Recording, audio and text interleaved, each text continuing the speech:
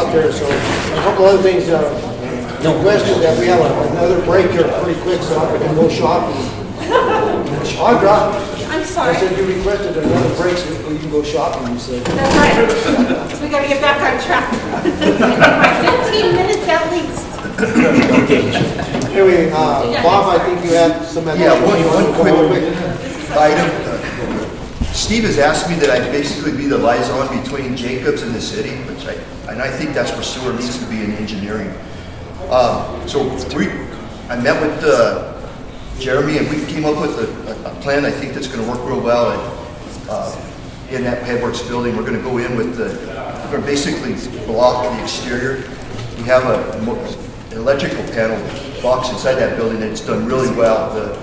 They put epoxy paint on it, and it didn't attack the concrete. So I think if we go with the exterior walls, do a new skin on the roof, we'll probably have to hire a consultant because we need to have that interlock so when that hydrogen sulfide is detected, it kicks on the ventilators. There were ventilators that were put in that building in the 20s, but it's a 22-year-old expansion project, and fortunately, the hydrogen sulfide, it's in there daily. Like Jeremy says, that's the first building it comes into that it's basically emitted into the atmosphere. So we want to be able to basically evacuate it with exhaust fans and whatnot. So just anyway, that engineering is going to try and do the majority of that design. We probably have to do a little bit of consultants on the control of the controller. That's out of our bailiwick. Okay, good. Chief, what do you got? Just kudos to those that spoke before me. The library is amazing. My family utilizes it tremendously. In fact, I got my wife and daughter over there now. And then as far as the fleet's come a long way. I always felt like we were just doing band-aid repairs on our cars. And now our cars are getting the attention they need. And they're emergency responding vehicles. And he's done a tremendous job down there. So just want to mention those two things before I start. I know I've said here many years and said we're going to get accredited, we're going to get accredited, we're going to get accredited. Well, thank God we're accredited. That was one of my hugest goals. I tried to accomplish that for too many years, but it's done. I think it's something we can all be very proud of as citizens of Trinidad, and my intent is that we stay accredited because we have to be reevaluated as it goes. And the rules are always changing on us. That was one of the obstacles I had to face as I got real close in 2017, and you know what happened in 2017, everything changed. The rug got pulled from underneath our feet, so we had to reevaluate, reassess, and address our policies, make sure we were in line with what was coming down the pike. And I'm happy to say, for years, we were doing a lot of the things that are now mandated by those departments to do, so I'm proud of our department for doing that. I want to mention our canines. Our canines did a wonderful job this year. I don't know how closely you paid attention in the newspapers about the arrests we did. We took over 1,300 grams of illegal substances off the streets. We accomplished that through traffic stops and actual search warrant seizures. I was able to do this mostly because, and just like Les said, knock on wood, I was full staffed for first time in many years. So I was able to dedicate those two canine officers to actually do their job, to go out on the streets and do what they needed to do to help combat this horrific drug problem that we have. They put a significant dent, and more importantly, we put the people that want to deal in that kind of activity on notice that we're going to be proactive in it, and now and in the future. I want to thank you for the money you have invested in that program. I know it's not cheap. Luckily, through some of the money forfeited, we got almost $24,000 this last year in some of that money that we took back from those dealers, and we actually bought our new dog. As I mentioned in council, we lost one of our dogs because he was mushroom certified, which made him no longer useful on the streets because now mushrooms are legal. So we got a new dog. His name is Crash, The officer and the dog are in the middle of training right now. I think we got a few more weeks left, and then you'll see that dog in service as well. So I hope to stay proactive and keep moving forward and keep combating that problem that we have. So we have 2 canines, correct? We have 2 canines, yes. They joke you about mushrooms. So the one dog, I'm going to utilize him in the schools. He's going to only partially retire. So we're going to utilize him in the schools, and we're going to train him on marijuana. So that will be one way that we can still utilize him. I mean, it's sad. He's a young dog. He's in his prime. So the one officer is going to handle 2 dogs. It's him and his wife, actually husband and wife, are part of my team. They're going to make that happen. So they're my neighbors that's going across the street? Yes, they're building In a other house. words, I can't have anything weird around. So that's right. So They sniffing. right. We restarted our life skills program this year as well. I don't know if you're familiar with life skills. Life skills is kind of like DARE. It puts the officers in the classroom. This came from the drug coalition that many of you sit on. And Judge Gerba, that was one of her pet projects. She really wanted to see us back in the schools and doing some kind of prevention. I simply love the program. I'm an old DARE officer, so it's not unlikely that I hope this life skills does what I thought DARE did. I made some significant relationships with kids that are now adults, which tells you how old I am, that come to me and say, hey, you were my DARE officer back when I was in 5th grade. So we're actually in the classroom. This year we did 4th and 5th grade, and it's those bonds that those officers are forming with those students. Plus we're educating them and teaching them preventives and how to say no, and enlightening them on what they're going to be facing. We chose 4th and 5th grade because once they get into that middle school, that's when they're going to start having to make those hard decisions. It actually goes all the way down to 2nd grade and all the way through high school, but I just don't have the officers to make all that happen. So that's why we focused on those 2 grades.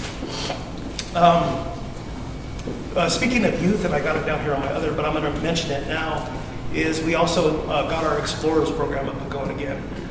What the Explorers program is it's we go to the middle school and high school and allow students to start police training.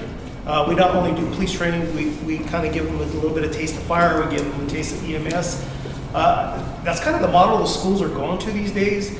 They're wanting to do like freshman and sophomore year and then have the kids at their junior and senior year start thinking about what they need to do in the future. I had a little conversation with one of the council people here a bit ago about, how do we keep our police department where we are now, and that's, we got to start recruiting those people at that early age to get them interested in what the job is and what is going on. So those kids also help me with when we have parades, when we have activities downtown, they come on with that kind of thing as well. So we got that up and going as well. This year, and it was partially to try to help me get accredited, we started a guardian training implementation at the police department, which that allows me to track the officers not only when they make mistakes, but when they do accomplishments. And that's one of the biggest hurdles in my life is I'm always attacking this mistake. But what this helped me do is help me, look at their accomplishments too, because a lot of what they do goes unseen sometimes. I mean, the officers are doing tremendous things every day, and it's just not seen in the public because the public don't want to see that. They want to see when we make mistakes. So this Guardian program helps me track what they're doing, their accomplishments, and as well as when we have a discipline problem that it is tracked. So where do we want to go in 2003 and above? It seems like I'm always getting attacked about the homeless. I'm either doing too much or I'm not doing enough. So we need this whole room to address this problem. This is not a Trinidad Police Department problem. So we started, I actually started with the people in the back. We started to look, and the mayor and I have had several conversations about possibly a homeless encampment. I had one of my officers, the Detective Lay and Lieutenant Tonovich went to a training in Alamosa. They have a model of this already implemented in their city. I was a little disappointed with what they brought me back. What they've got is they've got like shanties, so to speak. They're not heated. They're just tiny little shelters, and it's pushed on the outside of town, and it's kind of out of sight, out of mind kind of thing. I want to do something kind of on this model, but a little bit better. I'd like to see something, tiny house kind of project with, maybe start with 5 or 6, attached with some kind of campground kind of thing, where there's a laundry service and a place where they can shower and take care of their hygiene problems. We're going to have a meeting, at least a spring board meeting. The mayor is going to be there, Steve's going to be there, and Trinidad Police Department is going to head this. I think a lot of people in the community are wanting to do this, but we're all pulling the rope in different directions. So what my goal is as the Trinidad Police Department is to try to bring all those people together and get us all on one page, and let's address this together. So, part of me is you build it, they're going to come kind of thinking, but they're here and they're not going to go anywhere. So we need to address it, and we need to do what we need to do to make that happen. With that, we'd also like to explore, and a lot of agencies are, specifically in one of the bigger cities, is a co-responders program. And I don't know what information, I shared all this information with Steve, and I don't know if that actually got to you folks or not. If it didn't, I'll make sure it gets to you. But the co-responders program is the mental health aspect of our job. And I'm sure you see this on the news constantly, how de-escalate, how the police are going to these calls, and a lot of times it's a mental illness, and to teach us what we need to do when we're dealing with that aspect. But what these other departments have done is they've done a co-responders program where mental health is actually part of that police department, where there's actually people on staff that are available either to be riding along with the officers or at least quickly accessible to us, so we could bring them to a call where we have that kind of crisis situation. So we'd like to see that happen in the future. I'm not sure how we're going to do this, how we're going to accomplish it yet, and I've had some brief conversations with Steve about it already, whether it's going to be requiring pulling somebody on staff or whether we partner with someone to make that happen. But this is a direction we need to go, and it's law enforcement in the future. I'd like to restart our Citizens Academy. We were very successful pre-COVID in that, and I know a couple of council has attended that. If we get it going, I'm going to bug you guys and get in and come to it again, because I think it's valuable. One of the biggest things we have, citizens don't know what the police department does. So I think it's instrumental when they come in and we give them a taste, just a small taste of what actually, everything that we do, about what happens. So we really want to get that going again. Another project I want to do is the ABLE project, and I don't know if that was presented to you folks or not. Did these packets come to you or no? And I apologize if they did. But the ABLE project it come out after the George Floyd thing, and what it does is it trains the officers how to intervene. The Trinidad police departments are kind of military-ish, and sometimes it's intimidating for a young officer to step in and say to that older officer, hey, what are you doing? You can't do that, that's wrong. So this program, it prevents police misconduct, it avoids us making mistakes, and it also promotes officer health and wellness. So it's got to have the community buy-in. We need from council, from the community to do letters to help us get this started, and then I bring the training in to make this happen. And the biggest thing is to, that when that one officer steps out of line, there's going to be 5 other officers saying, hey, you can't do that. And to know that they can do that, to give them the skills that they can do that. We've seen on the news way too many times where you're watching something go on those body cams or newsreels or whatever, and you're saying to yourself, why isn't somebody stepping up? Right. There's that one officer, he's got a brain malfunction, something's wrong, but why are those others not stepping up? This is going to give them the training to step up and not be afraid. If it's me, if I'm doing something wrong, that junior officer is going to say, hey, get your head in the right direction. You need to stop. So in an incident like that, if an officer is doing that and another officer or two sees that he's doing that, do they have to just tell him, or can they physically remove him from? They need to remove him. You know, in fact, they're liable. Under the new state statutes, if they don't intervene, they're liable.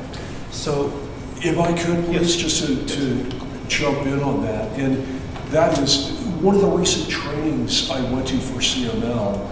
They were talking about how police misconduct cases are literally going to break CIRSA and paying judgments. Some years ago, they had a judgment that was like at the top end, it was like $1.5 million. And then it went up to like 5, and then it went higher and higher. And recently, Arapahoe County had an $18 million judgment against the city of Aurora or Arapahoe County for a police misconduct case. There was another horrible case recently that happened that hasn't been resolved yet. But they talk about how these judgments are so hard for them to pay, and they're increasingly, they're getting higher and higher. And so this training, the de-escalation training, the intervention training, hugely important for local police departments. I'm sorry for interrupting. No. Thank you. By implementing that, do you think that, and this would go back to our insurance, do you think that would help maybe reduce some of our premium? I would like to say yes, but our insurance is, we're in a pool. And so what happens in Aurora affects Trinidad if Aurora is in our pool. So accreditation did help us. Yes. Accreditation did help us with our insurance. I don't know how many points we get out of it, but I know it's a considerable amount, and it's going to be a mandate. As you saw, and as was reported, there's not a whole lot of police departments that are accredited. So, but it's going to eventually be mandated. So we're kind of ahead of the curveball there. We need to think about our dispatch center. E911, fire, myself, we're facing an obstacle there. I need to try to find a way to make that job more attractive to someone to come in and do it. I'll tell you right now, it's a difficult job. It's an extremely hard job. But we need to do something to try to make that job more attractive and to bring more people. I'm afraid we could possibly lose that dispatch center if we don't keep it staffed. And then go resourcing out, like to the Colorado State Patrol, that's going to cost too much money.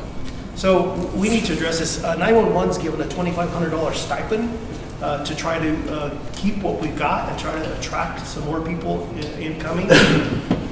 But I've sat and talked with Donna. We've had many conversations. I've talked about job sharing. I've talked about part-time. I've done everything I can to try to attract this. And I tell you, one of the obstacles I get, because I go all over town. I mean, if I go in and buy a Coke at the Alta station, I'm talking to those clerks about, hey, what are you making an hour? I could give you a good job. The first question out of their mouth is, can you smoke marijuana? and we can't. I mean, we're responsible for the gas line with one of them, which is a mandated that we have to test. So that unfortunately is one of the deterrents in not getting them on board. So I'm hoping that we can do that, and I'm going to reach out to everyone in this room. If you know someone needs a job, send them my way. What we often and what we start to do is we bring them in, have them sitting there, see what they're possibly getting into. We lose a bunch of them right then and there. But those that try to stick around, it's kind of a lengthy process in getting there. But if you know anybody, please help. I'm doing everything but a sandwich board out in front of our police department and twirling the sign down at Main and Maple, but I may get there because we need to keep that going. What's your staff shortage right now? So we're down 3, and So I've got out of the staff, if how many? a 9. So it's scary because, and then I've got one that is going to be going out on maternity leave. So we're keeping it together, and Mandy Slitzker is doing a tremendous job. She's wearing 2 hats. She's dispatching and lead dispatcher down there right now. So, but it's something that we need to do as a group. I mean, I know Dave and I are busting tail trying to get it in there, but I'm asking for help with that. So he wanted us to talk about some of the success we had. We had 2 major arsons this year. I know City Council got slack on both of those. I'm happy to say in 24 hours we had both those suspects locked up. That was one of the things I was happy about. 2 of the canines arrests were dealers that we took off the street, that were dealers that we had put in prison before, and we got those 2 individuals back off the street again. Shop with a Cop was its 11th year this year. That's $10,000 we normally raise every year to do that and make that happen. I know a couple of you have come. If you're available next year around December, come and experience that day with us, because it's probably the best part of my holiday is sharing that with the kids. Graffiti removal, we've still done that, and again, the ladies in the back have helped me do that. We've done that through community. People just want to keep it off the streets. We bought an ice buster machine that to this point has been a huge disappointment. The company then went out of business, so but they've given me support. I know Bob and I are going to take a look at it again this spring and see if we can get that going. I think the biggest thing of it is we're not getting the proper PSI out of that compressor to make the machine do what it needs to do. So we're gonna take a look at that again, and hopefully I didn't waste money there, but it just kind of what happened. We had a grand jury indictment this year.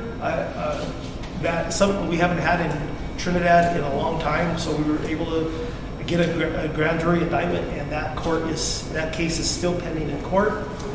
I was asked, and I'm proud to share, so the big push in law enforcement is trying to get more female officers. Over 20% of our sworn personnel, we have 6 female officers at our police department. So that program, and it was also in your packet, is called About 30 by 30. And I'll make sure that these themes are shared with you. I think that's all I got. One thing that you failed to mention is that the reduction in calls for services last year. Yeah. It came down from 16,000 down to 14,000. So the calls for service is quite a bit less. So that's good to see that. I'm not sure what the reason is. If Well, you're doing a good job or what they're going on. Yeah. Luck, who knows? But anyway, it's been decreasing every year so far. So. Right. Question. Are we finished? Yes. Question and comment. You see a lot of, when you watch the news, crimes that are solved by street cameras. Are we sufficiently equipped with that kind of? So we've got a good start on it. I'd love to see more cameras expanded. That's how we got one of our arsons, is because of that camera. So James has helped me make that project a lot better. I'd love to see it expanded more in the public. So yeah, they're very helpful. And it's preventative in a lot of areas. You know, we've got them up at the park. I know that the people that walk there are happy to know that place is monitored. Some people love the cameras, some people hate the cameras, but I'd like to see that expanded. You know, the Crime Watch program and that app, I check that a lot, and the information on that is pretty amazing, and it helps to see in what area of town the problems are. So thank you for implementing that. That's comment number 1. And I'm sorry, but comment number 2, you hit a chord with me, Chief, when you said something about ignorance.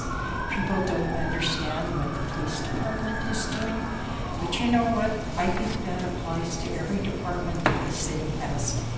You know, people really do not understand the level of expertise this city has as far as our department heads, our staff from the highest down to the first newly employed individual. And I just want, I know I've talked to Chief Backrack about the improvements he's made. And I know some of the department heads are leaving pretty soon. But this is why I wanted to comment about all of you. What you do is just simply amazing. You know, I think everybody needs to see what this staff does on a daily basis. The professionalism and the caring and concern you have for our community is outstanding, and I want to thank you. That needs to be publicly said over and over and over again. So I personally want to thank all of you. You make my life so much easier. Question? I think what the council doesn't see a lot too is how much we help each other. I mean, Yes. it's very easy to pick up the phone and call Bobby and say, hey, Bobby, I got this. And well, hey, we go back to high school, sorry. To call Mr. Just and say, hey, It's Bobby's name is Bobby. It's on from here on out. I mean, we work a lot together. I mean, you guys got a good bunch of people in this room, and I'm happy to be part of it. We're happy that you're here, Chief. Charlie, as the weather gets warmer and the days get longer, security, I've had calls for the Riverwalk. Well, people are a little apprehensive still about Right. walking at night, especially in the summer.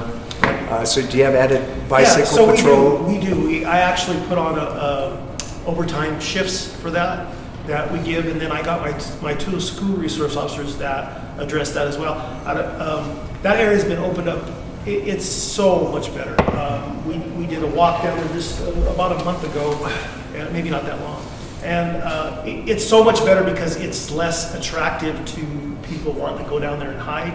And I'd love to see that from, all the way from here at Safeway all the way down to our bypass opened up like that, because that will help us. But yeah, you've bought me 2 4-wheelers. We utilize those, and we use our bike patrol down there. And I hope to stay full staffed and to still make that happen and have those bodies down there. But, To tag on to that, Bob, we have that new piece of equipment that we can clean, along the side has an arm that reaches down to, is that going to be utilized more? It's kind of like where you have the walkway and off to the side to get down there and kind of clean it up so that people feel more comfortable. Are you planning on doing anything this spring? We actually have a $90,000 grant from the Department of Corrections, and we're looking at doing private contracting. Internally, fire's going to help. Public Works, we're going in and cut. The machine that you're talking about goes on the end of our mini excavator. It's a flail head. And then we also have our forestry head that we used last year. So yes, we're going to try and I wanted to add to what Mr. DeBono asked. Dave, how many lights we adding? 30 more? We're extending towards the east. Yeah, that's phase 2, yeah. Phase 2? From Linden towards the... So we're adding 30 more lights on the river walk. Right. I know the guys went out and staked them, so these guys will be putting them in. Could you do us a favor, because I know that the Riverwalk has always been a contention as far as, like you were saying, people are apprehensive to go down there.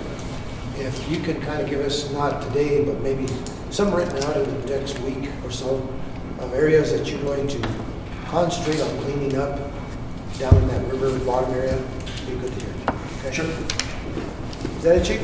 the last thing, and we've talked about this in one of the councils, we need to keep looking towards moving code enforcement from the police department. I want to separate that from our community resource officers, and maybe now that we have the other personnel in place over there, we can possibly make that happen. I don't know. But it's hard for police personnel going out and telling you about your weeds, because then that puts another bad taste in their mouth about the police department. So I know a lot of agencies have moved away from that. If that's something we could visit, maybe in the future, I'd like to take a look at that too. Yeah, Steve and I have discussed that as well. Right. So. Okay. I have a quick comment if I may, Mayor. Okay.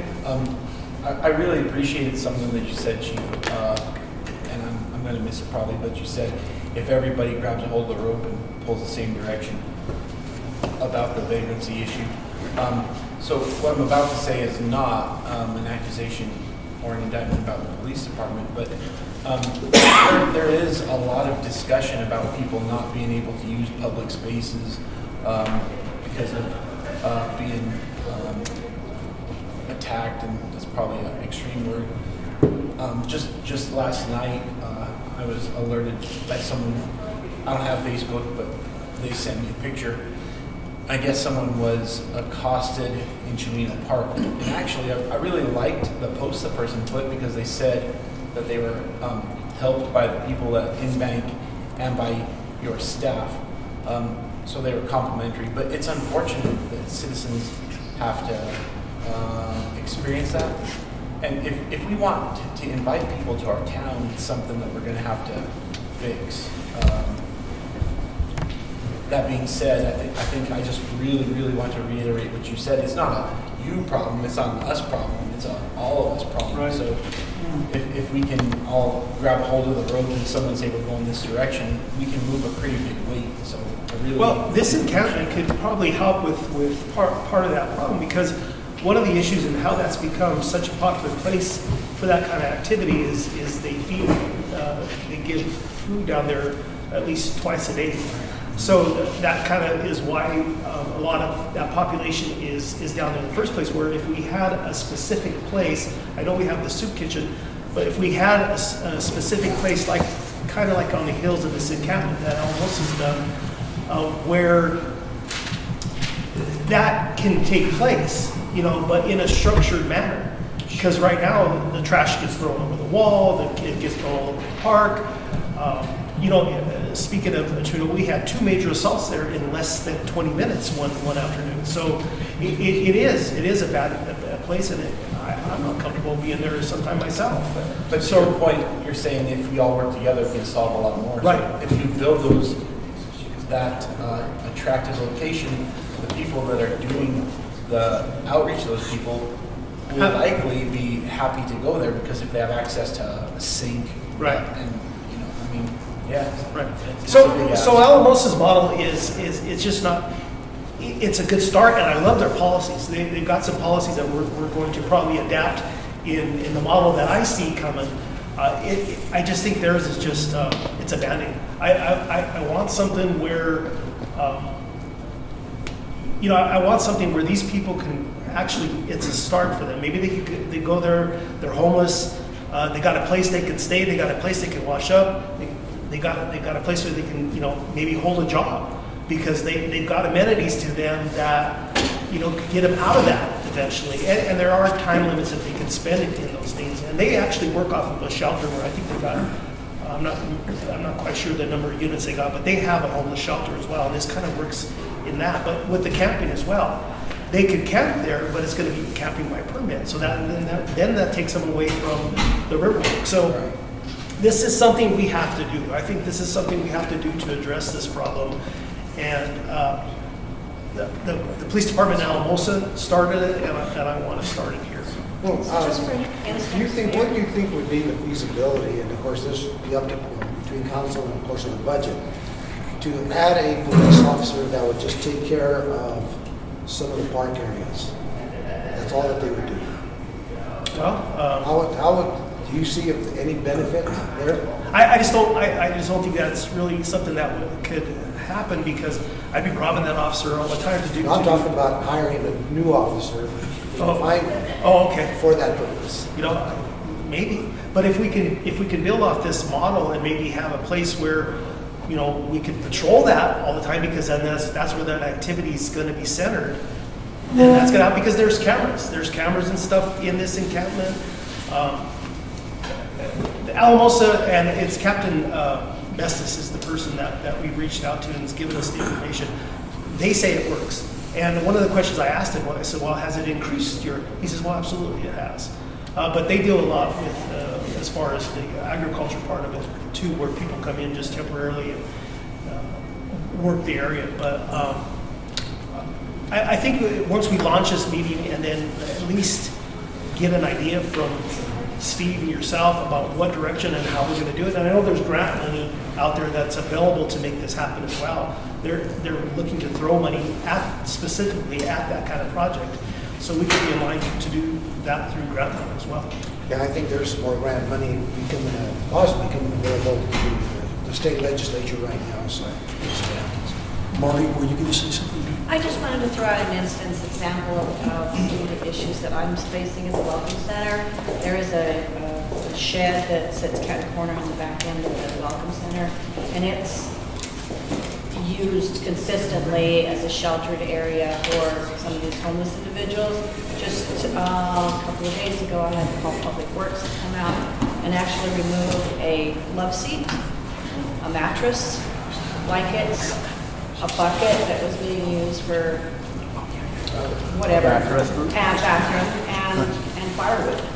And it was all in that area, and I had asked some individuals if how long, they thought they had been there, and there was the girls that work next door at Sub Shop had said that they set up camp Friday after we left, or Saturday after we left work, and they'd been there all weekend. I actually took the shopping cart back to Safeway from there. Yeah, we do that all the time. But it's an area that they periodically use. There's more than probably 15 times during the winter I've gone back there and had to wake them up when I get to work at 8 o'clock in the morning and say, okay, it's 8, we need to go. And they'll get their sleeping bag and they'll leave. But they'll be there again the next day and the next day. And now it's gotten to a point where I'm driving up, they grab their sleeping bag and they leave because they know I'm going to, say, gotta go, it's 8 o'clock. Policing could be a whole day by itself. Yeah, so this would help alleviate that problem.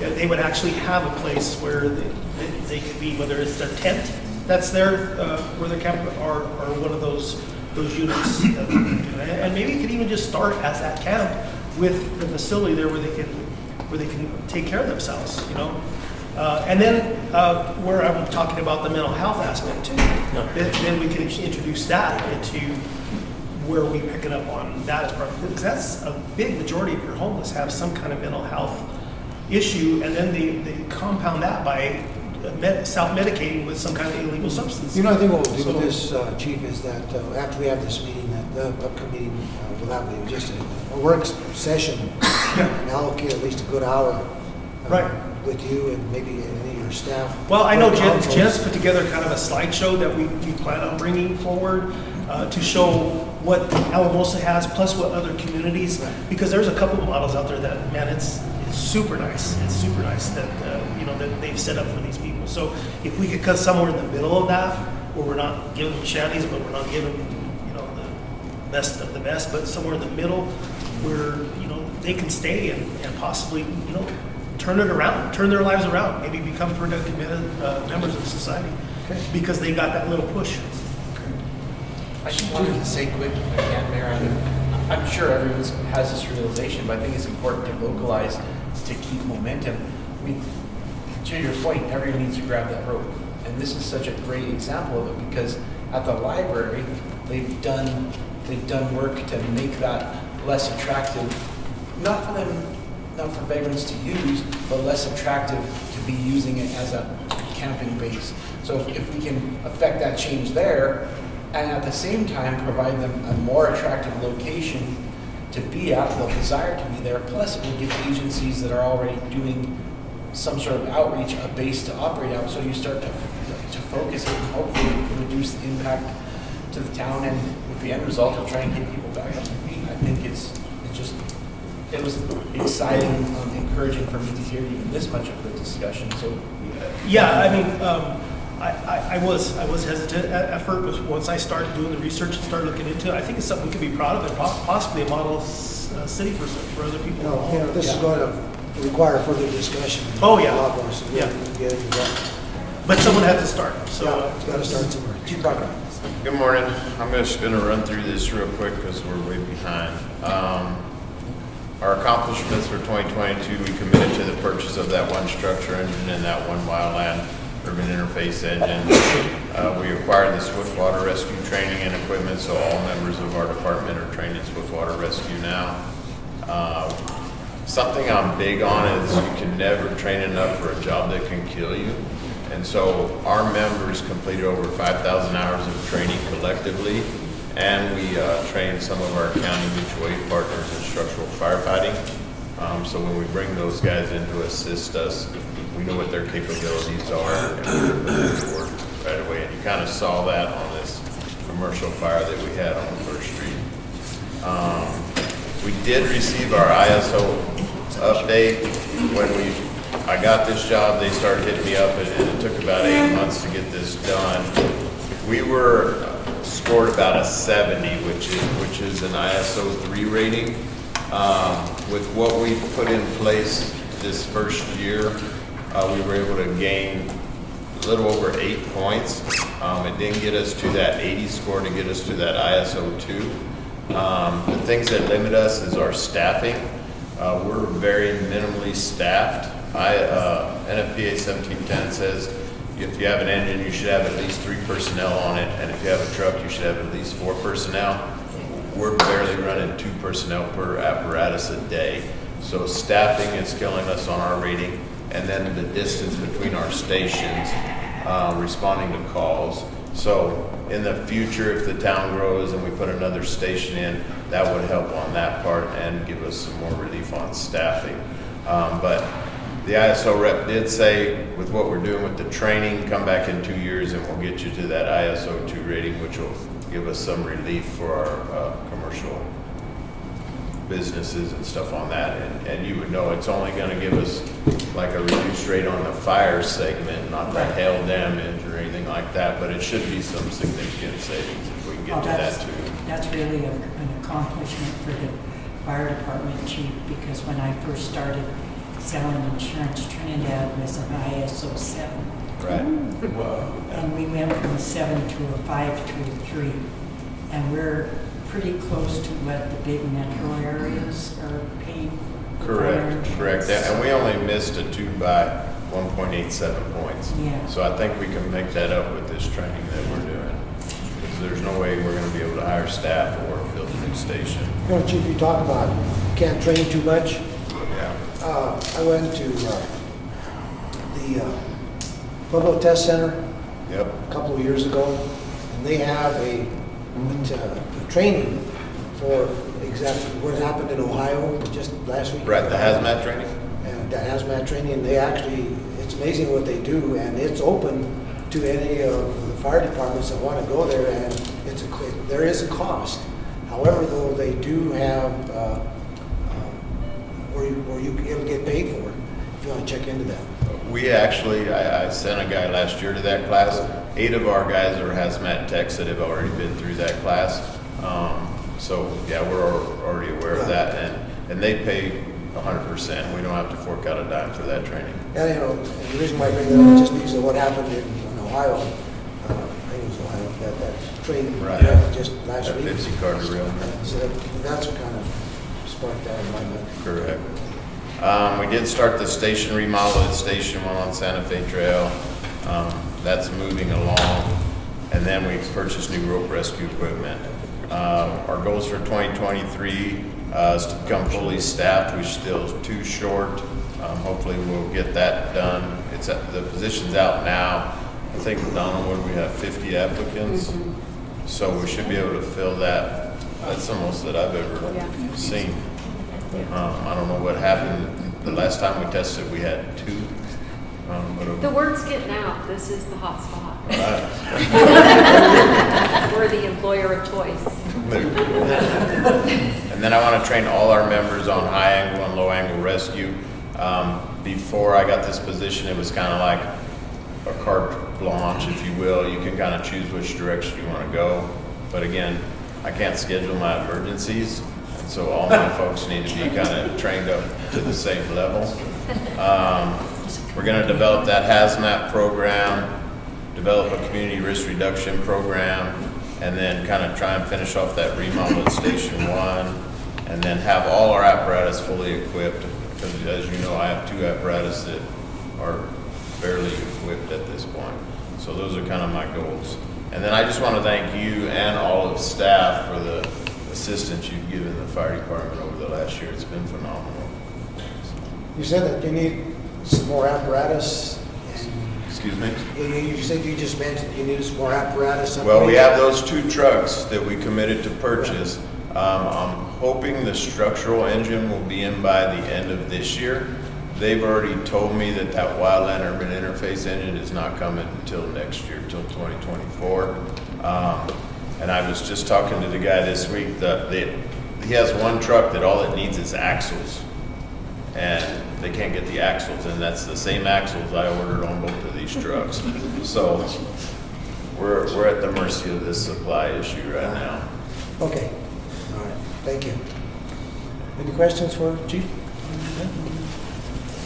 Okay, good job. Thank you, guys. Who's next? I'm actually not on your Okay. agenda, I just came for the food. Well, But if you had any questions, I could definitely ask them. HR, what do you got? Oh, well, I have kind of a boring department, so, and Naaman did not go get the added stuff for the mimosas. It's in my bag. So I'm not gonna say much. I would talk more if I was a little quick. Anyway, I just want to say though a little bit, and you guys have said it a couple times here about what great staff you have, and sometimes I think people just like, oh, they're just saying that, you know, whatever. But I think today was really a good opportunity for you guys to see what everybody's doing and how come sometimes we say, I can't do one more thing, because everybody here is really working hard. Dave failed to mention he's also the safety manager. So how many communities are going to have a fire chief that's also the overall city safety manager? It doesn't happen. What city do you go to where we have a public works director that has 4 departments and no administrative staff? Not going to find it. Probably back in 2003 or 4, Audra and I went to a liquor training in Lamar or La Junta, I think. And at that time, every city that was there, and they were the smaller cities, had 1 to 2 more people staffed in their city clerk's office. That was that many years ago. Since then, look at the growth Trinidad has had and the marijuana that's come in. We have not staffed that department any more than it was back then. So I think it's really nice for you guys to see that we're not just talking, we're not patting ourselves on the shoulder. People in this room are overworked. And so are their staff. Gas is barely staffed. They're working very minimally. Power and light is understaffed. I think water is the only utility that has most of its people in place. Could they use more? Probably, but at least they have, you know, what's on the books. And I think we see with Charlie's accreditation and what he said here today, this is the first time I can remember that Charlie's been fully staffed, and I think it shows. I think it shows in what he is able to accomplish and what he's able to sit back and be a little bit proactive and be thinking about these things, and that usually doesn't happen. I think that's what everyone is suffering from, is that ability to sit back and say, ooh, if I had more time, I could do this and I could do that. So I think the mayor gave us permission to speak openly earlier. You did, so I'm sorry. So what I think would be awesome from you guys, for us, is to really have some like concrete direction. If we want to be a tourist place and we want to be a city of destination, then we need some real goals. We need some strategies to get us there. We need to beef up the public works department. We add park after park after park, Riverwalk, we talk about all this stuff. There's not staff in that department to maintain what we have. They can't do it. And Karen does such a phenomenal job every year with flowers. But she's, you know, she operates with part-time people that, you know, she hopes she can find. We have people out watering plants at 4 or 5 in the morning by themselves. And this year, one was a female, and it's like, oh, you know, I try not to tell Dave that because he like flips. He flips. So, I mean, these are the kinds of things that I think we need from you. I think if we say we're going to be a city of destination, then the path we need to be on needs to be there so that that allows us to strategize and figure out where we need to beef up, where we need people, so that it gives us some goals and some things. It's going to cost money. I mean, the other thing is we brought in a new city manager who has 15 direct reports. Wow. I mean, and to walk into this place and not have that background that Mike had the advantage of having while he was here and could do all of that, it amazes me what Steve even is able to retain and do just based on the, here we are, you know. So I think we have some real challenges going forward with just personnel staffing. And so that's my bit. But I'm glad you guys got to see today. Karen always says very kind words about us, but it really is the truth. I mean, we have this, the people in this room are just so busy and so good at what they do. And you know, so is their staff. I mean, Charlie's staff is phenomenal now. Dave's, you know, they're great. They're so well trained. And all the utility departments, we made a change a few years back where you don't have to wait for somebody at the top to retire so that you can grow and get yourself promoted and elevated up. We have a lot of the guys in water. It's crazy how we have such good qualifications in those departments now because we're not stagnating people, waiting for other people to retire. So, and that was a decision that was made, and it cost us a little bit of money, but it's worth it, absolutely worth it. So all of the people that work at the city are doing a great job, and they're all overworked, and I appreciate all of them, and I just wanted to, that's all I have, because you don't want to hear about my boring job. Well said, Donna. Let's do this. We have 2 more people to go. However, we also have Trinidad as a destination point. Yeah. Economic development and That's recreation area all falls under that. So why don't we combine those two, because it kind of goes hand in hand. Because that's something that has been brought up, you know, in the past, as to what is a destination? What does it look like? What does it look like to us? How do we develop something that is unique to Trinidad that will make us at least maybe stand out somewhere to other people? So between the both of you, why don't you give us a little input? What are your thoughts as to what do you think is the destination? You know, you came from elsewhere. You over the hill? Well, not over the hill, really. From Raton. Wow. You might be able to give us perspective what you're seeing, because you see some deficiencies in Raton. You come from an area that maybe has seen areas, things like this. So give us your perspective. Okay, well, we get a tag team it very surprisingly. But, and I think, obviously we've been looking towards outdoor recreation as our main way to designate ourselves as a destination point. And I think that's just the proven success model that we've seen from other cities of equivalent size throughout Colorado. I really hope that we can pull it together to bring forth a winning ballot initiative to allow us to add more money to the outdoor recreation department, to the public works department, because if we are going to go in that direction, we can't if we don't have more trails, if we're not keeping up on our parks and our trail systems. And I would hate to see us pulling money from other places, and so that just seems like the most obvious route to us being able to go in that direction. Mind you, that makes it up to the voters whether they want to see that type of direction for the city to go to in the first place. So I think that's one of the main things we need to be doing, is advocating for that and trying to figure out where we can pull the money to give Jared a budget to do these things. And it was a huge gift to get the state park and for the state to invest all that money in us, but still the city needs to be connecting with that. And the state park alone, I don't think is going to do it. Like, we really need to do more things to make us stand out in a very wide pool of communities that are going in that direction. I think that this space will be an incredible place-making space eventually. This space has been my nightmare for the past 2 years. In fact, I have at least 5 times this year that I have had nightmares about this building.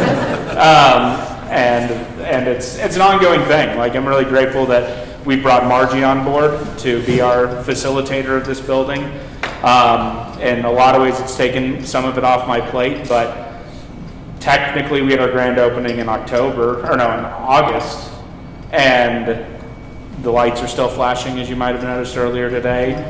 We just got heat going in this back garage 2 weeks ago.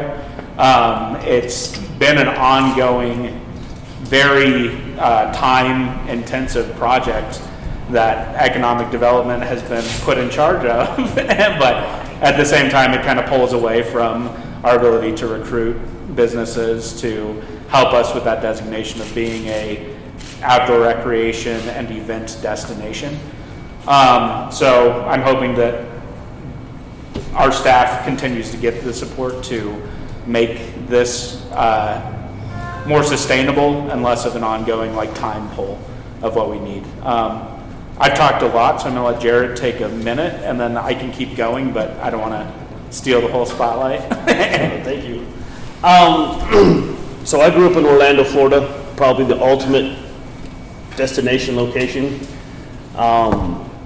And the reason it is because, well, the state of Florida, particularly Orlando, has embraced the fact that that's what they want to be. And I think now Trinidad is poised, particularly in the outdoor recreation wave is cresting nationwide, statewide, and I think as we position ourselves to take advantage of that, we really can become a recreation destination or just a tourist destination, a retirement destination. All those things kind of fit into it based on the amenities that we develop. And Fisher's Peak is a tremendous asset. Trinidad Lake is a tremendous asset. Cachara Mountain Park, which is coming online, is a tremendous asset. And as we develop the old Sopris Trail and some of these other assets here in town, just by fault, we're becoming a destination location. Whether it be, like I said, tourists, retirement folks, visitors, all that, those things are starting to happen.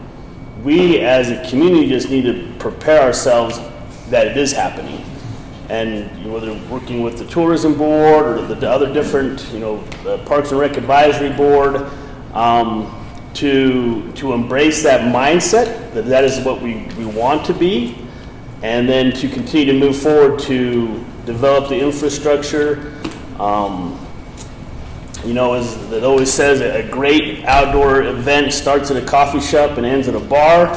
We want to have that kind of culture where I don't want us to become another mountain town, because Colorado is full of mountain towns. We want to maintain our uniqueness and our identity and be able to offer, whether it be culture, whether it be art, whether it be history, architecture, outdoor recreation, but Trinidad style. I hate when people say, oh, you guys want to be the next Moab, or you want to be, no.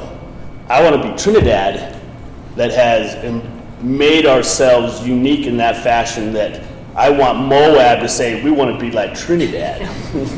And those kind of things. In fact, so the Office of Outdoor Rec is 1 year or 2 years old to February 1st. And probably one of the highlights of this year for me was when I got a call from the state outdoor rec office asking me, they're saying, hey, so there's other cities in Colorado who are wanting to open a municipal office of outdoor rec. How do they do it? Do we encourage them to do it?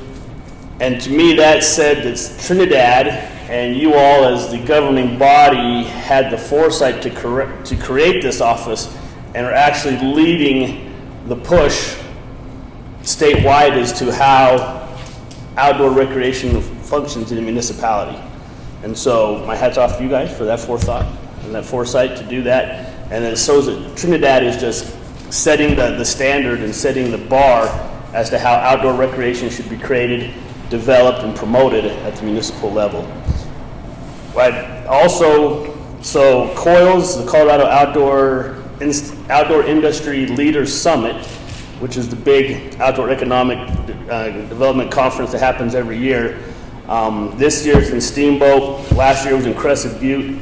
I'm working with the Office of Outdoor Rec to have it here next year. And so that, once again, as you've seen the RAD, and we're now one of the races for the Grand Prix, there's a lot of things that are happening outdoor recreation-wise that as we tap into, we will become a destination location. You know, if you need if a letter went out from council to the state recreation board to have it here next year, let us know, because we would more than likely, sign off. I'll sign off, and I'm sure everybody else Sure, would. absolutely. You know, and here's, I guess the big thing is, the question is how do we become a destination point? It involves everybody in this room, but it also involves every business in this community. So the big question is, how do we reach out to the community to embrace Trinidad as a destination point? And I guess maybe what we need to do is we need to kind of figure out,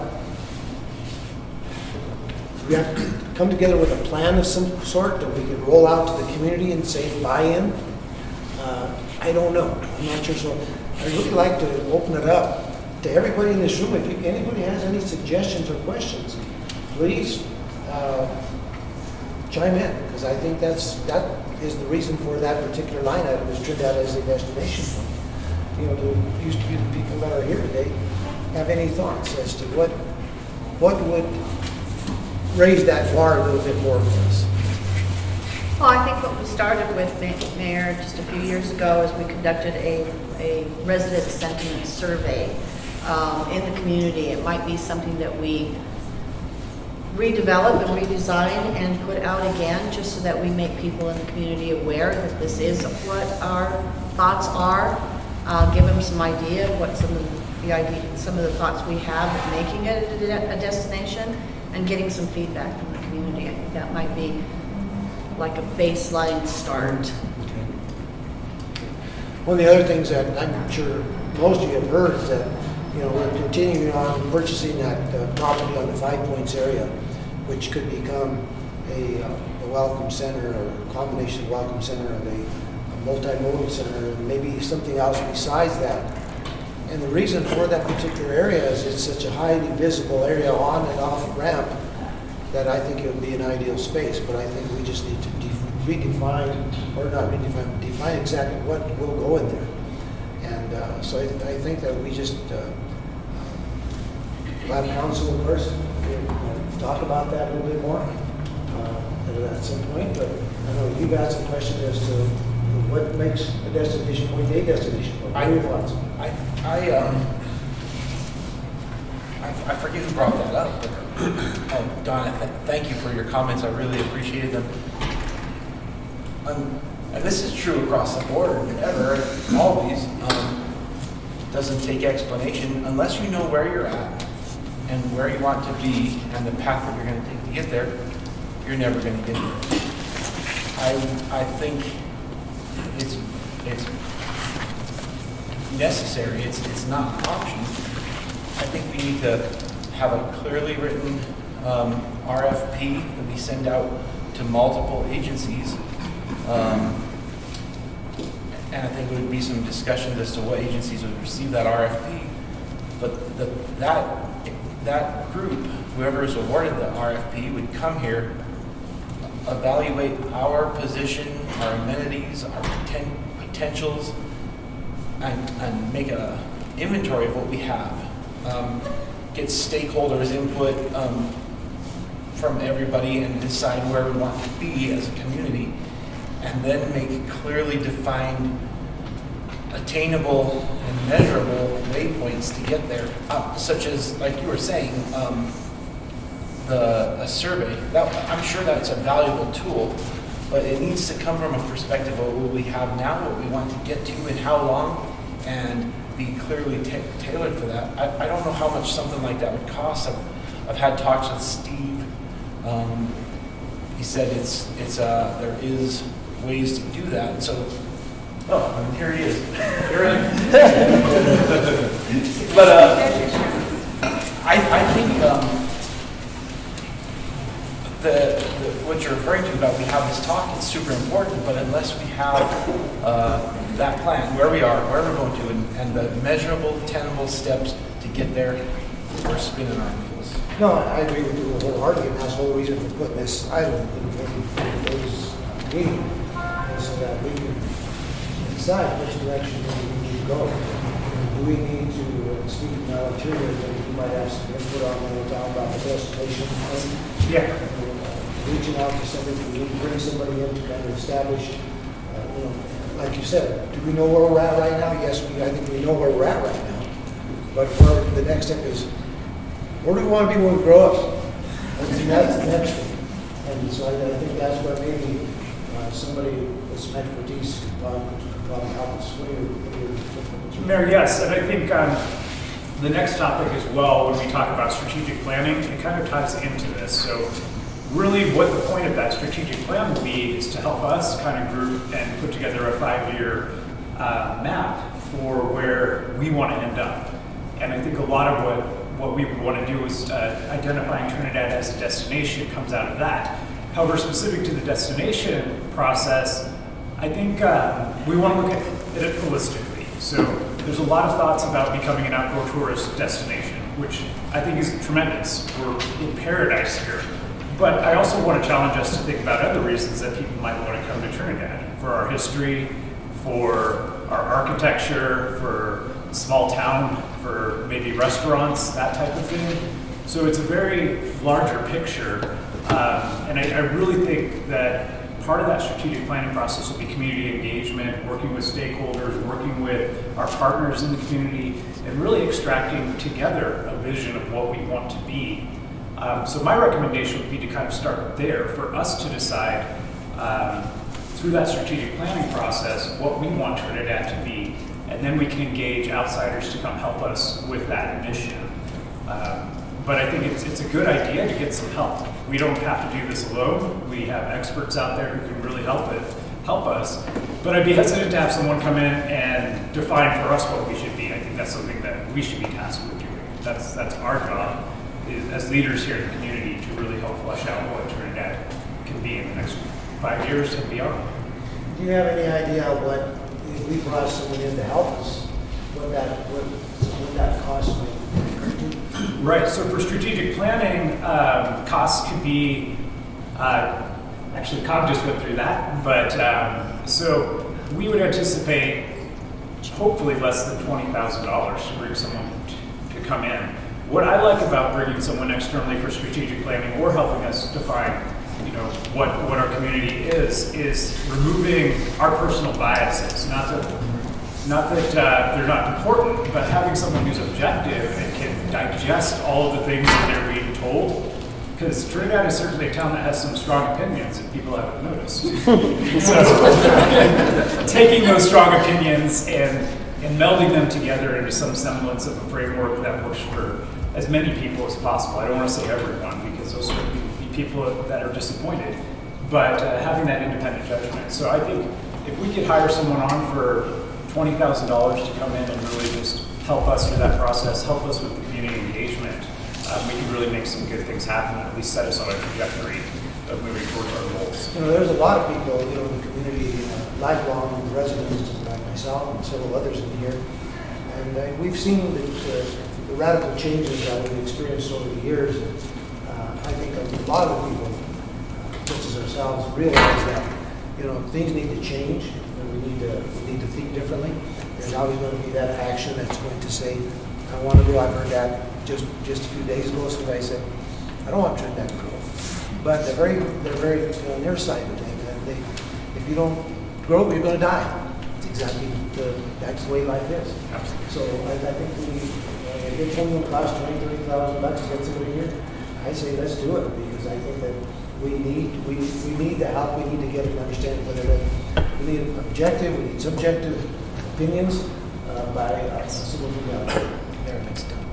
I was just going to say, I think that at the end of such a process, that it would be great if we could get some assistance in putting together a marketing plan for the city that has a message, a central message, because we have a lot of messages that go out, and I really think that thwarts our success, because it needs to be a message that incorporates all of the different things that Trinidad has to offer, that makes sense to someone going, that's a great place not only to go see and recreate and do art, but to live. I really like people that come and live here too.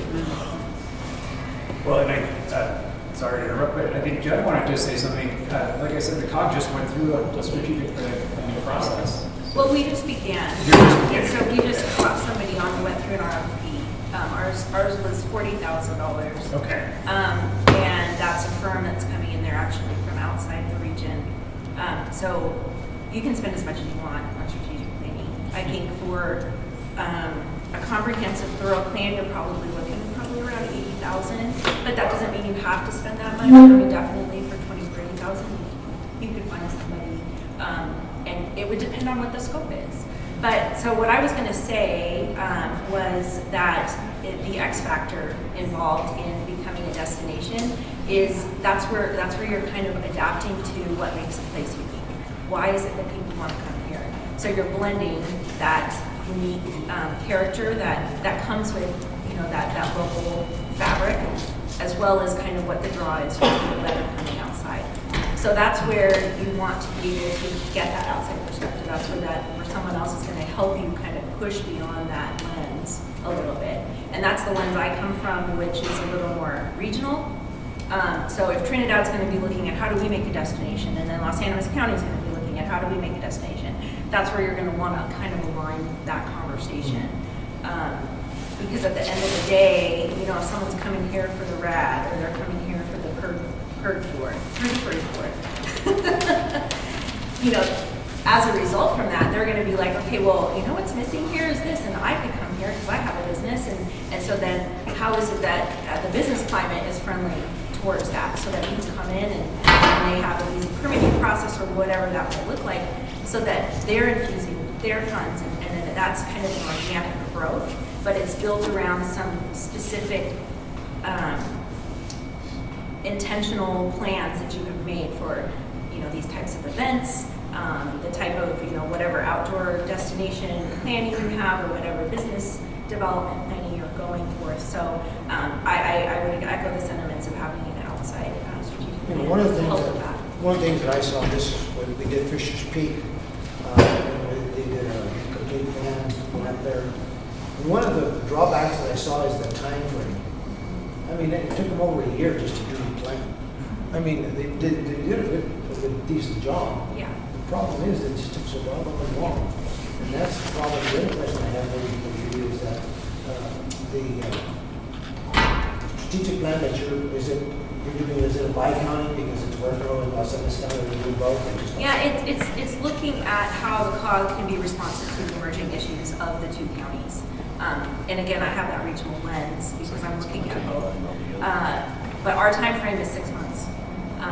And it was pretty aggressive, but the firm that we went with, that's what they do. They go all over the world, and they're an amazing firm. I wish maybe you would have known a little earlier on, because maybe I'm thinking right now, we could have gotten together. Well, I was absolutely thinking that too, that, because I forwarded the information to Steve with them, because in conjunction with this, there could be an opportunity. It might not be too late. Because I was thinking maybe in the county, we have to do get some money for the cost of $800,000 between all of us. Right. And do an entire area. I think it might be beneficial. What does council think? What are your thoughts? Do you think that's a good idea? Or would you rather stay unique to Trinidad, Los Angeles County? What do you think? I need a little bit more information about that and how that will all work. Because And Mayor, what I would say on that is the city's strategic plan really should be specific to us. Yeah, so it wouldn't be something where we could do some overall planning, and I'm sure the COG, you guys will have an opportunity for the city to provide input as part of your process, and vice versa. But I think we need a strategic plan that's specific just to City of Trinidad for how we're going to operate as a city. Something that I wanted to mention, and I forget who said it, but I think I remember, it may have been you, Mayor, and I'm not contradicting that. I'm offering another opinion. I think you said that we know where we're at. and we can bring them in and they can tell us how to get there. But I think it's super important that strategic planning started from a blank slate, because I think it was also you that mentioned, our own biases or whatever. In them helping to determine where we're starting from, they're going to look through those biases, and I think the final plan will be a lot more cohesive. It will cost more to your points, but it will be a much more cohesive plan. And let's say it even costs $100,000. The benefit we get from it is immeasurable. If we can be drawing people from the east, north, south, west, and they all come from different reasons, architecture. I've said this in council before, I live on Colorado Street, and twice a year, I don't know who owns that house, but at Colorado and Willow, there's that nice big stone house. 2 times a year people would come, a busload of people come tour the house and leave and ask what's going on. It was designed by an architect, and that architect is deceased, but they still have a following. People come tour the houses. I mean, if you can capture every single stream of interest, activity, potential revenue, it's much better if we do it as a cohesive plan. So, And I'd say just to maybe rephrase what I mentioned earlier. What I mean by we know where we're at, what I'm talking about is we have some basis. We have the Space Creek project. We have Fisher's Peak. We're working toward the river project right now. So the people that we would bring in would look at those and say, where do we go from there? Where do we go from what we have? Or did we miss something? We're saying this. Is there something that we're missing? Like right now, we're looking at acquiring maybe some additional housing right now by Trinidad Lake, and I think that's going to be an additional benefit to our recreational activities as well. So, but besides that, I would like for this person to say, okay, you missed the boat here, or you missed this boat, whatever. And those are the type of things that I think that I would be looking for if you got somebody on board. Absolutely, Mayor, and I think that's part of the stakeholder input process and community involvement process, extracting those things that we hear a lot from regular people, the same people sometimes, but really tying all those things together as to what our community wants and what our visions are as well, and making this a cohesive thing. So a good example is I think we can all agree we want to develop trails, but we don't really have a systematic process for how we're going to do that. And that's where tying that into a strategic planning process can really help us as we identify funding moving forward. Well, the other big thing is all of the organizations in Trinidad, we all need to be rowing in the same direction. That's really the important part. We need to be supportive of each other to make this happen. So I think that's really, really important that we all work together. COG wants to work together with us, the county, or any other organization wants. I think we need to work together, and that's what we're really making this happen. And I think that those part of that plan will be exits and offshoots from it. And if it's done properly, they'll be measurable and attainable, but there'll be offshoots that say, at this point, you need to connect with surrounding communities and entities. Well, if you look at it, I've been saying this for decades now, is that Los Angeles County as a whole has so much to offer as far as culture and other things. I think that we just not been able to grab onto some of these things. And I think we have to bring additional people up there. Other thoughts? Yes, Jim. I was just going to echo your point that I think visioning can happen on multiple levels. For sure, the city, like Steve said, but to Jen's point, like we're building more sister watershed work. I'm from the Purgatory Watershed Partnership. We do a lot of stuff in the Purgatory River, but we're also doing a lot of fuels mitigation work and building a lot more sister watershed partnerships, and that's connecting better with Walsenburg and La Vida, and Charter Mountain Park is in Huerfano County. So I would just echo that I think there's also a level of that. Better, people come to Walsenburg and there's certain things that Walsenburg is missing that we have, and vice versa, instead of us trying to have everything better connect, it would be mutually beneficial. Is there anything else on the actual destination point that you guys want to add to? That maybe you can think of? I can't think of anything specifically. I like the conversation, I think Aaron brought it up about, because I think there's a lot of focus on outdoor recreation destination, but we have a whole lot to offer. I mean, the history in the area, the architecture, culture, that all those things combined with the outdoor aspect broadens our opportunity to becoming a more attractive recreation destination. You know, the baby boomer generation is retiring every day. They're looking for a place like Trinidad. I mean, you know, we can embrace that. I mean, I think people think of a destination location as just tourism and they're going to come, drop their money and go, which is great. I love the Texans. No offense to any Texans here, but you know, come, drop your money and roll on. But we also want people that, you know, to stay and to move here and to do that. So I just like that it's a broader conversation than just outdoor recreation. Although if we just want to talk outdoor recreation, I'm fine with that too. Job security, you know. You know, even as far as like tourism, I just saw yesterday, I was reading where nationally traveling is on the rise right now. People are getting out. And so that's good to hear that, you know, people are kind of getting off of the COVID-19 bandwagon, I think. They're starting to realize that, you know, we have to live with it, and then let's go. Yep. So I think that's good. So that bodes well for us, and I think that's why it's something that we need to look at, like talking about tourism, we need well consider. If that's what it takes, whatever it takes. I think we need to begin to look at things like this. So yeah, let's switch gears here a little bit on to economic development. I've been saying that in order for a community to thrive, you need to have some basic businesses. And I think that that's something that we really need to look at to see what businesses, you know, grocery store, do we need with a grocery store? Just according to your information that you gave up, yes, we do. That's an interest that is happening.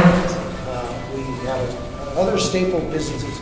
We now have another furniture store in town, which is something that we needed for since Adad's left. But we now have one. And we have a feed store. We have a lumber yard. I think we need to look at what other businesses that do we need to try to attract. You know, a women's clothing store, no shopping for Audra.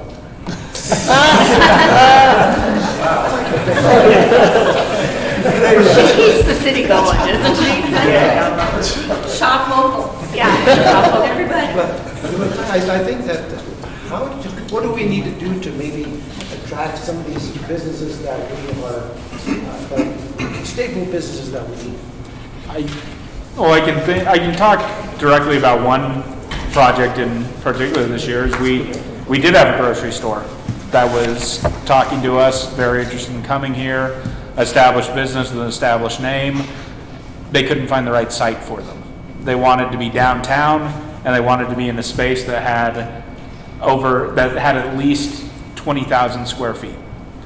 And they looked at multiple sites, couldn't find one, and they decided to move on. And they were very specific in what they wanted. Like we talked to them about up by the Walmart, there's potential for development like that. And they said, no, we want to be downtown. We want to be as close to the Safeway as we can get. And we pitched to them a lot of spots. We showed them the rehab facility over on Commercial Street. We talked to them about the land that you're talking about as the multimodal welcome center space, if that could be a potential spot. And they said, like, those are all possibilities, but we want a space that's already built and ready for us to just move in. The spot that they were actually really interested in was the Catholic school gym. They're like, if you could get that building sold, we'd be very interested in that. And so it's just in some ways, like, we're just, even when we have those people here, we're just not quite prepared to offer them what they're looking for to do that. And honestly, there's also no guarantees that even if we did, if they would have followed through. They were still in like the scouting stage, trying to find that potential. And eventually, I think on top of us not having the ready-built facility, they also looked a little bit deeper into how much the income level is people have here to spend on things, because this was a more high-end grocery store that costs more than what you'll find at Safeway or Walmart or anything like that. But in some ways, it's just us being more prepared to give these people what they're looking for when they come here. It's not the only place that's come with a struggle to find a building. There's one that is moving along. I hope it comes to fruition, but we have some people that are really involved in the vegan food market up in Denver that are wanting to come here and create a vegan cheese factory and distribution center. And I think they're moving forward, but they have been struggling for the past year and a half to find the right facility for them. They were really looking at the I can't remember Pepsi or Coke, but the old bottling center over there, and they just couldn't strike a deal that was within their budget for a while. And from what I've heard, that's moving forward, but I need to kind of check back in with them about that. That one would be really cool because it's, I think, not in addition to providing like some jobs that would be more high paying than what we see around here, it also offers the possible potential for agro-tourism, where what does a vegan cheese factory look like and stuff like that. And maybe, I think we talk constantly about, as marijuana does decline as our attracting factor and our major industry, there might be more potential for some of these facilities to open up to other industries to come in there, but I haven't quite seen that yet, which... I guess the big thing is that, like I said, I look at staple businesses. One would be a women's clothing store, men's clothing store, decent shoe store. Because those are the type of businesses that will keep the residents to shop here more. Mm-hmm. Are there businesses out there that the mall mentality is beginning to go away? A lot of malls in the country they're shuttering. So going back to what it used to be years ago, where there were individual shops, but are there businesses like that that are willing to move to Trinidad to open up a store like that? I imagine that there are some out there, but I have not been able to find any that are quite yet to invest in a community that isn't seeing the type of growth that they're looking for. That is backed up by tangible numbers saying we're building this many more houses with our income going up this much more. You know, what's interesting is that every industry has conferences. When I was at the lumberyard, I used to travel across the country, and they'd have these huge conferences. Different stores and all this other stuff. You know, I'm sure the clothing industry has the same thing, the grocery industry has. Is that something that maybe we need to try to tap into? To go to these conferences and say, and give them a card and say, we're a community of this size, and we're interested in, would you be willing to talk to us to bring your business here? Is that something that maybe, I don't know how we would find those resources, but I'm sure they're out there, because affiliated groceries, there's one company that I'm sure they have something like that. But I'm sure there's other conferences available, so I think that's something that we need to look at for our economy. Mayor, I think you're right. I think we should explore every option available to us. Wally made a good point, and we've talked about that with council before. I think it's a good goal for us to strive to having some developable sites that we can maybe preemptively put some infrastructure in, so they're very attractive to people. Wally, a while back, sent me a copy of our economic development policies, incentives, basically, and there's something I think we can look into as a group with the council and make sure that we have some robust tools in our back pocket to really incentivize businesses to come here. Anything we can do to look at conferences and get some ideas and make those network connections, I think, are great. And one of the other ideas that I've heard that I really like is maybe putting a group of leaders together to go on an overnight trip and tour some of the towns in the region that are very successful, and just have a conversation with their leaders on what's been effective for you all. How have you been able to attract these businesses? And so to your point, Mayor, I think whatever information and whatever connections we can make can't hurt us. The other thing that I was just popped into my mind is that, like you were saying, getting people, areas where people can actually set up shop if they want to even build. Could it be that maybe we need to look at maybe some annexation possibilities? And where would that be? Would that be something that you might think that might be a good thing to do? No, I definitely think it would be a good thing to do. We have been in talks with making some of the sites up near the Walmart more available for, what do they call it? I'm forgetting right now, but just site ready for somebody to come in and Shovel ready projects. that's not the word I'm looking for either, but it's all good.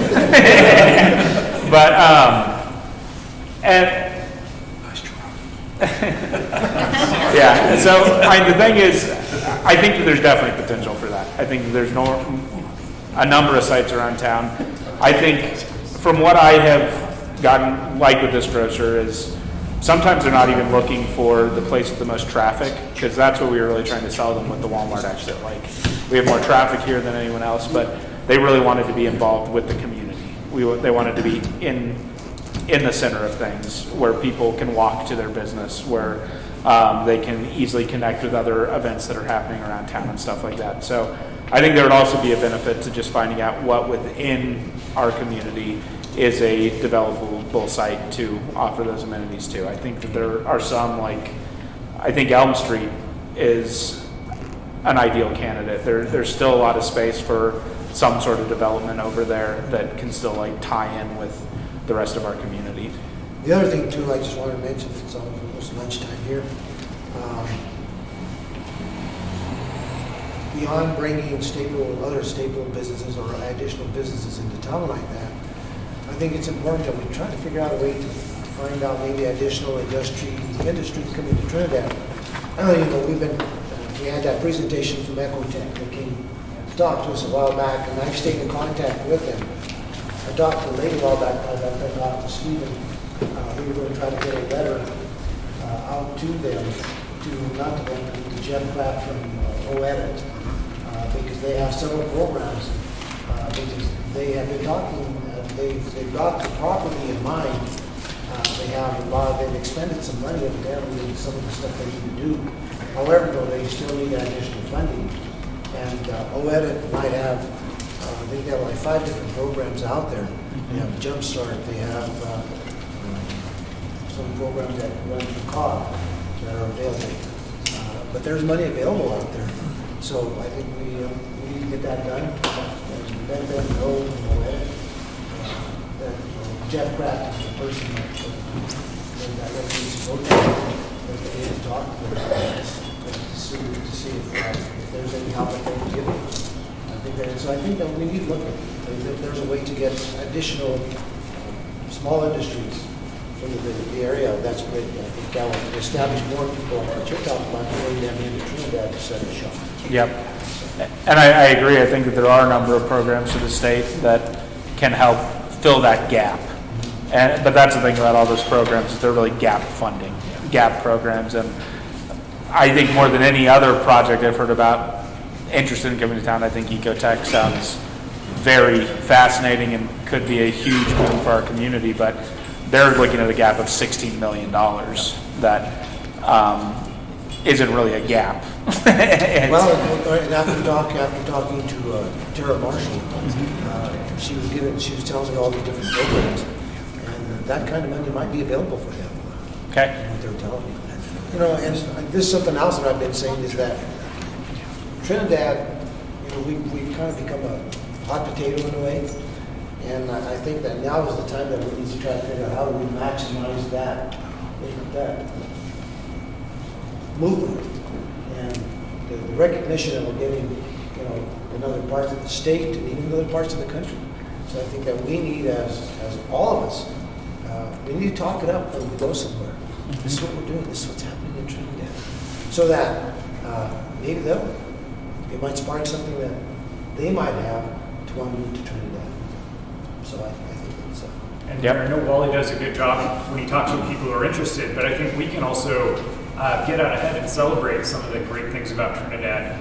just little things that you wouldn't think of that are super important to a developer. Having a police department that's now accredited is tremendous. Having a fire department who's working towards a higher ISO rating and putting in the effort to do that. Having a city with the first office of outdoor recreation, those types of things are really, really important to people who are looking for a community in which to develop. So I think we can get better at developing some material to get out and celebrate the wins that we already have.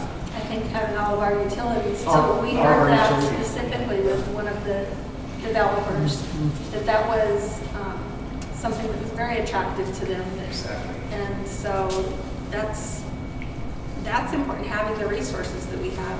I think too, so Wally brought up a long time ago and I laughed at the time, but he brought up a zip line. And honestly, people travel now not to go shopping, they travel for experiences.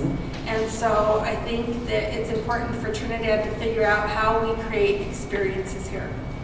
Whether it's something small, interactive. You remember my whole stool thing. I still want to do that, but I agree. Local artists, I just haven't had a chance to do it yet. Anyhow, we did the interactive. Chairs? Yeah, the chairs, and then, but too, even at Christmas time, you know. Something? Yes, the picture frame, we got our spun chairs, just anything that creates an activity that makes people remember our community, I think is going to be really important. They'll come for the architecture, or if they don't, they'll notice it while they're here, because you can't miss it. But I think if you give them an experience, you'll draw more people here. The shopping is important, but the reason the malls are failing is because of Amazon. Right. Online shopping is convenient, it's quick, it's you can find whatever you want and then some, as opposed to if you walk into a store, maybe they don't have your size, or maybe they don't have exactly what you want. So really and truly, it's about bringing people here for an experience, and then they'll still shop because we like to You know, shop. I mentioned this to her, to Audra here a while back, because I went to a conference, 2018, I believe, it was up in Vail. And what they did is they had a great big, gigantic chess set. They took up probably this area here. And there were life-size chess pieces. You had to pick them up and move them around. Those type of things, activities like that is what causes a lot of interest. So, things like that is what you do. I think what Audra's saying, we've always had the assets that we have now. We just we haven't done a good job in advertising those assets. Right.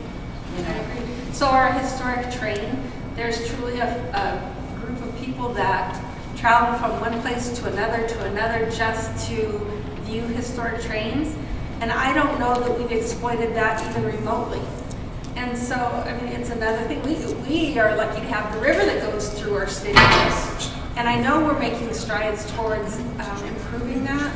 But the sooner things like that can get done, the better it is for our community, because people want experience. Okay, the last thing, and this kind of all kind of under the strategic planning, and the whole thing that we're talking about just now.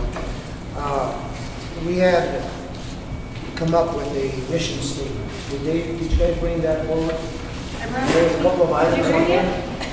It's Why Karen's don't you read those? mission Go for statement. it. Do you want to read it, Tom? It's been a year. I know. But I brought it because I've been holding on to it since Karen brought it forward that day. Okay. Donna's gone. But, there's two of them. Are they the same thing? No, they're different. The City of Trinidad, in partnership with our citizens, will continue to evolve as a healthy and progressive community by supporting opportunities for development, enhancing of our quality of life through the essential services we provide, and preserving our historic and natural resources, all while maintaining an open and flexible mode of governance. Here's another version. The City of Trinidad, in partnership with our citizens and within the context of an open and flexible governance model, will continue to evolve as a healthy and progressive community by supporting opportunities for development, enhancing of our quality of life through the essential services we provide, and preserving our historic and natural resources. I kind of like the second one. You know, I've been through a process like this a couple of times before. It's very, it takes time and good thinking, and I think these are two pretty good models. What I think we can pick from one and another one. And here's the whole thing. If you look at it at a mission statement, every one of us has to be able to buy into it. The community has to buy into it.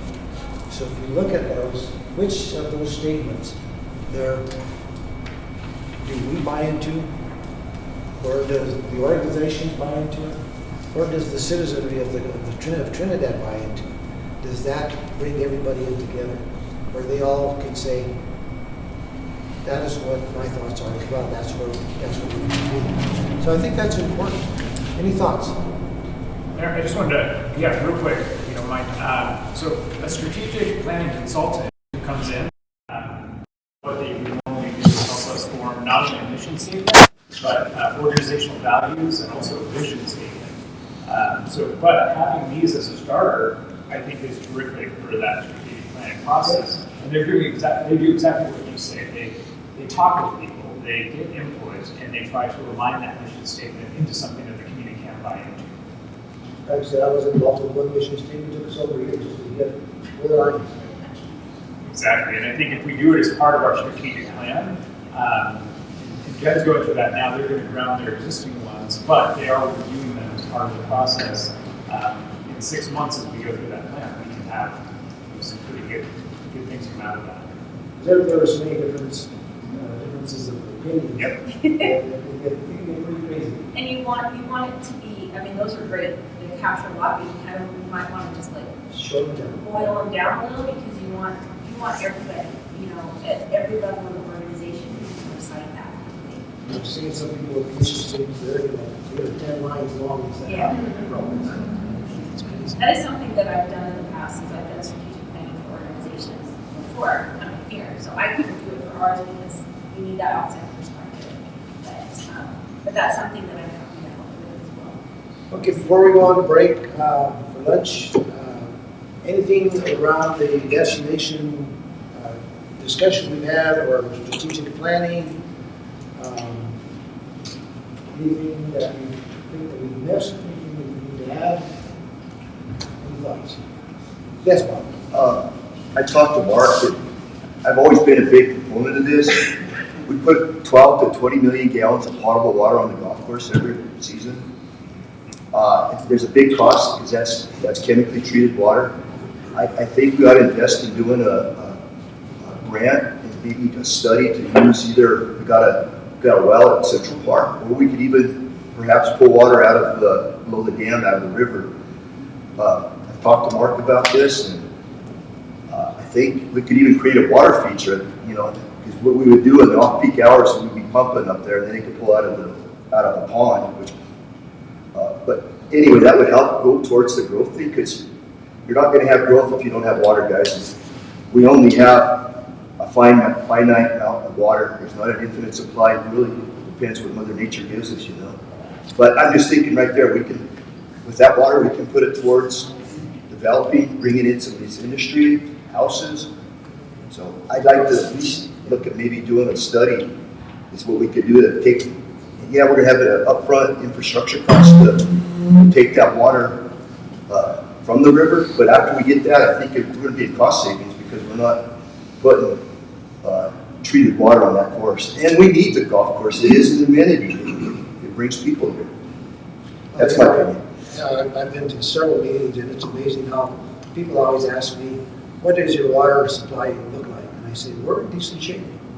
I say, right now we are only serving, with the capacity that we're serving, if I'm correct, is about 19,000 people that we can serve. Is that correct? That's what I heard. Somewhere around there. And we're only serving about 11 or 12. So we have capacity. And I mentioned that to people and look at me like, well, you guys are lucky. So we are very good that we have that supply. And I even say, you know, if need be, if we grew, we even have the potentials to expand our water facility to a treatment plant if that's necessary. Because everybody is, they're just clamoring for water. They're trying to distill water from not only knows who, so I think that that's what we as a community need to be aware of. You know, somebody wanted to come and buy some of our water, and at that time we just said, no and hell no. Because you know, if you want to be in your business, you bring it here, our water is here for you. But we're not going to sell our water anymore. Because that's what's happening. Okay? Thank you. Let's go eat.